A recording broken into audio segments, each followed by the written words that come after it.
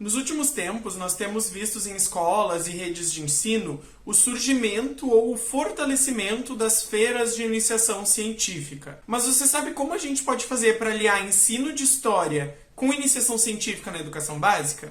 Oi, eu sou o Cadu, esse aqui é o Historiar-se, e fica comigo depois da vinheta que a gente vai hoje conversar um pouquinho sobre isso.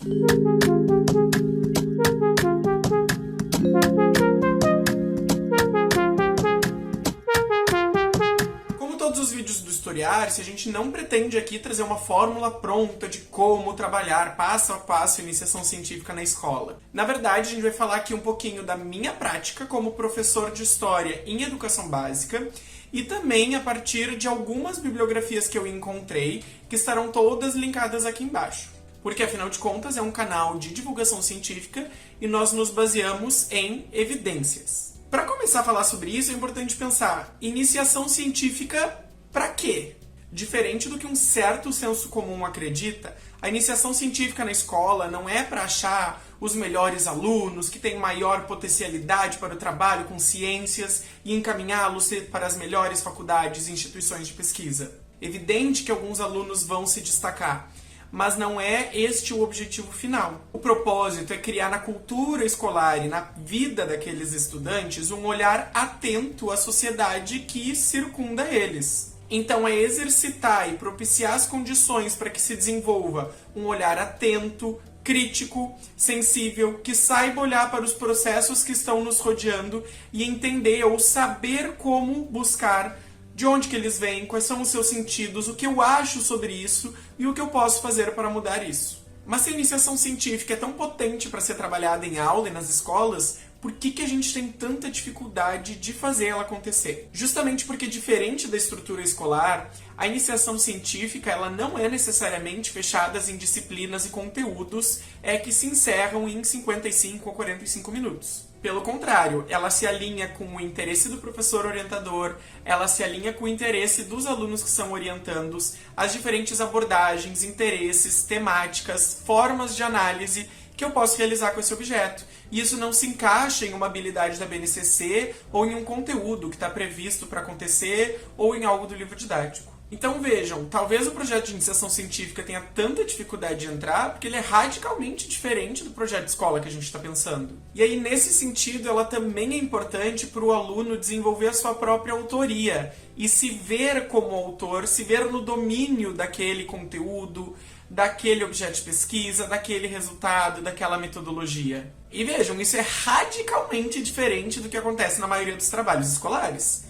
Na maioria dos trabalhos, que no geral são escritos, nós temos um professor que é considerado o detentor dos conhecimentos, que sabe mais do que todos os alunos e que marca aquilo como um certo ou um errado. Num projeto de iniciação científica, por mais que o orientador vá orientar os estudantes, não é ele que necessariamente sabe mais sobre o objeto, sobre a análise que foi realizada ou sobre os resultados. Então, uma das coisas interessantes da iniciação científica, mas que também é contrária à estrutura escolar, é que eles vão desenvolvendo aos poucos independência e autoria no que eles estão trabalhando.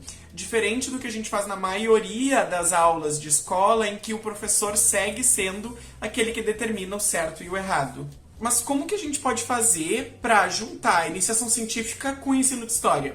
Bom, eu acabei de dizer que a escola é fechada nas caixinhas de conteúdos, de habilidades e tudo mais. O ensino de história, por vezes, também é focado em caixinhas de pessoas, datas e fatos. Então, será que é possível produzir pesquisa pensando só em pessoas, datas e fatos fechados que têm que ser decorados para aprender na prova? Uma possibilidade que eu uso muito quando eu trabalho pesquisa com os meus alunos é trabalhar a partir de conceitos históricos em vez de fatos e datas. E aqui eu vou dar 2 exemplos. Ano passado, com os meus alunos do 9º ano do ensino fundamental, eu trabalhei a Segunda Guerra Mundial e o Holocausto. Nessa aula sobre o Holocausto, eu trabalhei com eles as diferenças entre monumentos e antimonumentos. Nós debatemos na aula e eu sugeri que a turma criasse em grupos antimonumentos e justificassem a sua existência. Daí nasceu um trabalho de pesquisa de um grupo específico que criou um projeto de antimonumento, embasou ele cientificamente e apresentou na Feira de Ciências do Instituto Federal. Então percebam que eu podia ter focado na batalha da Segunda Guerra, eu podia ter focado no número de sobreviventes e mortos do Holocausto, mas isso é apenas o de trás, o pano de fundo. O foco era o trabalho com o contexto e com os conceitos. E isso abre possibilidades para questionamento, pensar o que falta, fazer releituras. E é aí que a iniciação científica tem mais potência. Outro exemplo. No início desse ano, eu estava trabalhando as revoluções industriais com os alunos e trabalhei as propagandas.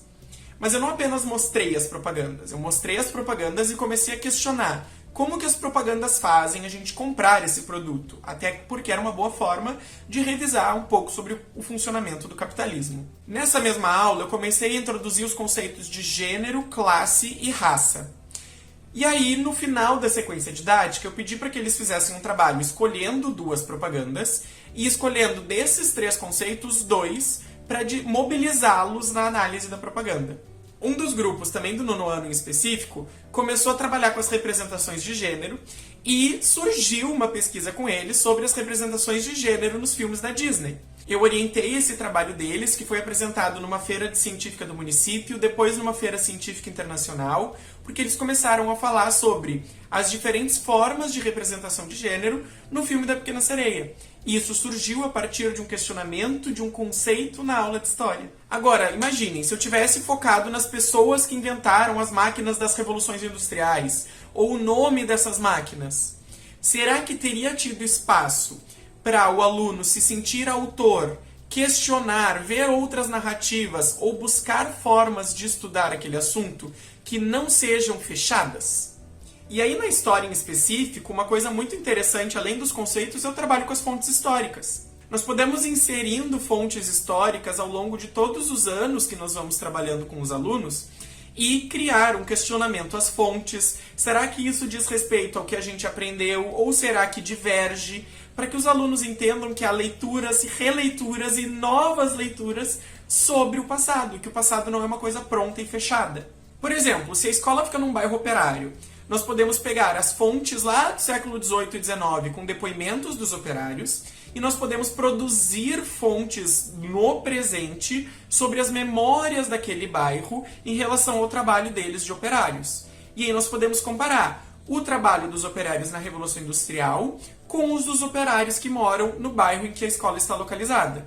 Ao compará-los, a gente pode dividir em diferentes categorias. Eu posso analisar por gênero, eu posso analisar por classe, eu posso analisar por raça, por distribuição geográfica. E cada uma dessas possibilidades daria uma pesquisa inteira diferente. Então, em resumo, o que eu queria propor é que talvez a gente pode se desvencilhar um pouquinho daquela história ensinada, como o conteúdo, a conferência, a pessoa, a data, para focar mais em leituras, releituras, novas interpretações do passado, fontes históricas, conceitos novos, conceitos antigos, como nós podemos ler o passado. Mas antes de concluir, eu queria lançar ainda um questionamento. Será que em sala de aula a gente tem tempo para produzir iniciação científica de qualidade na educação básica? Para pensar sobre isso, eu acho interessante o conceito de transbordamento da escola do professor Antônio Nóvoa. Com esse conceito, o Antônio Nóvoa quer nos mostrar o seguinte: a escola tem ganhado cada vez novas atribuições. Então a escola tem que trabalhar as competências socioemocionais, a escola tem que trabalhar os conteúdos, a escola tem que trabalhar a saúde mental, a escola tem que trabalhar assistência, enfim, a escola tem que trabalhar muitas coisas. Mas nada é tirado da escola. Então nós temos uma instituição escolar cada vez mais cheia e estufada de funções, cada vez profissionais mais estufados de ocupações, com ocupações que às vezes eles não têm nem a formação para exercer. E aí eu estou trazendo isso para quê? Para a gente pensar. A iniciação científica que está sendo feita nos estados, nos municípios, nas escolas, ela está sendo feita dentro da carga horária normal ou está sendo cedido ao professor uma carga horária para isso? Isso porque o trabalho científico ele exige tempo.